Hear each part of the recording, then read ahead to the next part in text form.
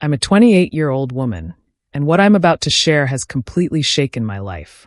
It revolves around my younger sister, Sarah, who's 26, and my now ex-boyfriend, Tom, who's 29.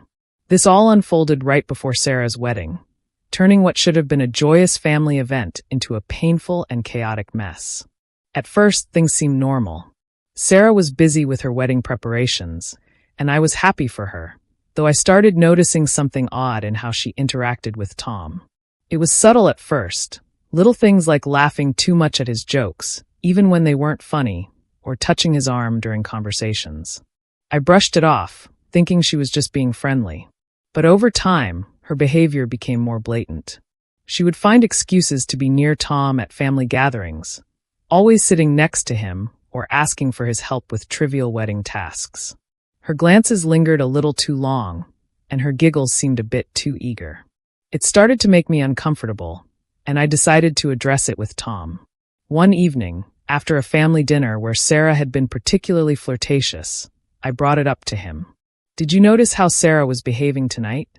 I asked. He looked at me confused and said, "What do you mean?"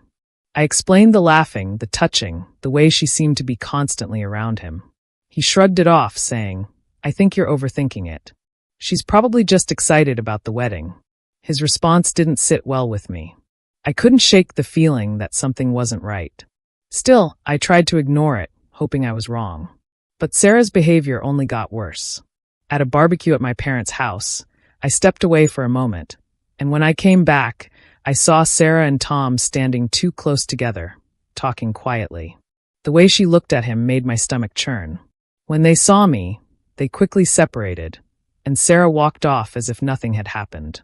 That night, I brought it up with Tom again. He insisted they were just talking about wedding details and accused me of reading too much into it. "You're making a big deal out of nothing," he said, clearly frustrated. We argued, going in circles. He didn't see my point, and I didn't believe his nonchalance. The tension between us grew, but I couldn't let it go. I decided to confront Sarah directly. I called her and asked to meet for coffee. When we sat down, I wasted no time. "Sarah, I need to talk to you about something," I said. She looked at me, surprised. I told her I had noticed how she acted around Tom and that it made me uncomfortable. She immediately denied it, laughing it off and calling me paranoid. "Tom is practically family," she said. "You're overreacting." I didn't back down. I pointed out the flirting, the unnecessary touches, and how she always found reasons to be near him. Her demeanor shifted from denial to anger. "Are you really that insecure?" she snapped. She accused me of being jealous and making something out of nothing. The conversation ended with her storming out, leaving me questioning myself. Was I really overreacting? When I got home, I told Tom about the confrontation. He was clearly unhappy about it, saying I shouldn't have approached Sarah like that, especially so close to her wedding. "You're just going to make things worse," he said. His reaction only added to my frustration. "So what? I'm just supposed to ignore it?" I asked. He avoided answering directly, saying we needed to let things settle down. The next few days were tense. Sarah stopped speaking to me entirely, and my parents, noticing the strain, called to ask what was going on. When I tried to explain, they sided with Sarah, saying I was being ridiculous. "She's your sister," my mom said. "She'd never do something like that." I felt like I was losing my mind, isolated and unsupported. A week before Sarah's wedding, I decided to visit my parents' house to try and smooth things over. As I approached, I heard voices coming from the side of the house. Curious, I walked around the corner, and what I saw stopped me cold. There, hidden behind some bushes, were Sarah and Tom. They were locked in a passionate kiss, her arms wrapped around his neck, and his hands on her waist. I froze, unable to process what I was seeing. After a few moments, I found my voice and yelled, "What the hell is going on?" They both jumped apart, their faces a mix of shock and guilt. Sarah tried to say something, but I didn't want to hear it. "You're unbelievable," I said, my voice shaking.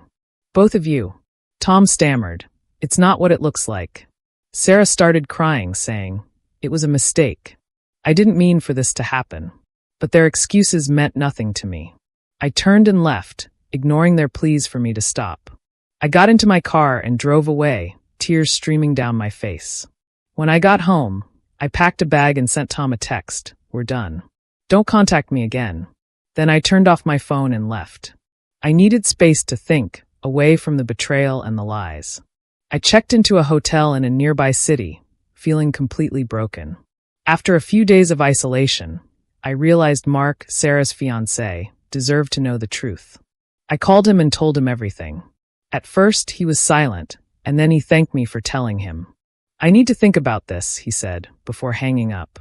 The days leading up to the wedding were eerily quiet. Sarah didn't try to contact me, and my parents stopped calling too. I could only assume that Sarah had somehow convinced everyone to move on, as if nothing had happened.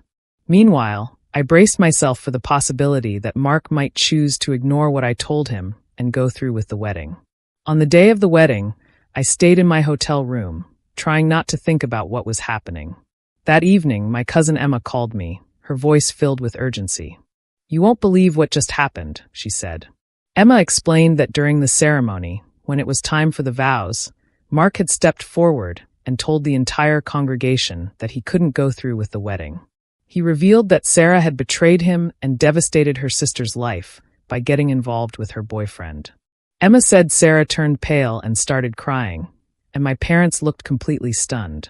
Mark apologized to my parents and the guests, saying he couldn't marry someone who could do something so deceitful.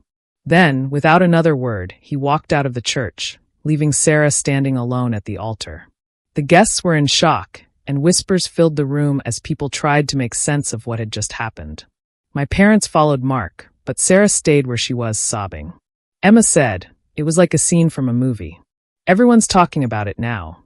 I listened stunned as Emma continued. "Your parents are furious with Sarah. They're demanding answers, but she's too upset to say anything coherent." After we hung up, I felt a strange mix of emotions.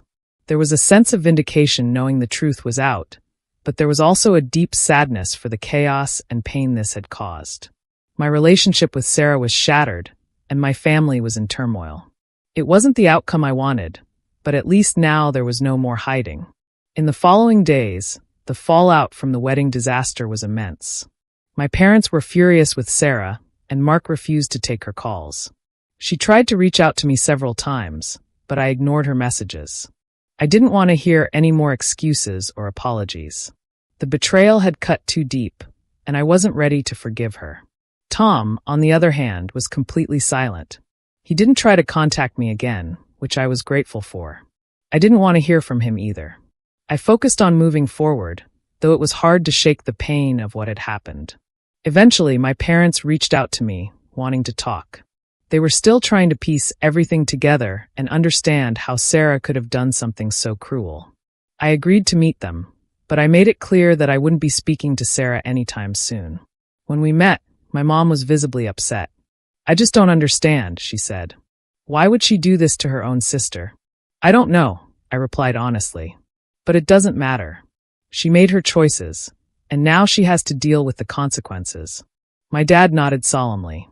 "Mark was right to walk away," he said. "She brought this on herself." Though my parents seemed to be on my side, there was still a lingering tension. They wanted me to reconcile with Sarah eventually, but I wasn't ready for that. I needed time to heal and figure out how to rebuild my life. Mark and I stayed in touch briefly after everything happened. He thanked me for telling him the truth and admitted that he had been suspicious of Sarah's behavior, but never imagined she would go so far. He said he was grateful to have found out before the wedding and planned to move on with his life. As for Sarah, she continued to try and contact me, but I blocked her number. I couldn't handle any more drama or manipulation. I focused on myself, leaning on my friends and other family members for support. Slowly but surely, I began to feel like myself again. It's been a few months since the wedding that never happened, and I'm in a much better place now. I've cut ties with Sarah and Tom completely and started therapy to work through the betrayal and trust issues. It's not easy, but I'm learning to move forward. Looking back, I'm glad I trusted my instincts and stood up for myself, even when no one else believed me. It was a painful journey, but it taught me the importance of listening to my gut and valuing my own self-respect. While I may never fully repair my relationship with Sarah, I'm at peace with the decisions I made and the steps I've taken to protect myself. This chapter of my life was a difficult one, but I'm determined to keep moving forward, stronger and wiser than before.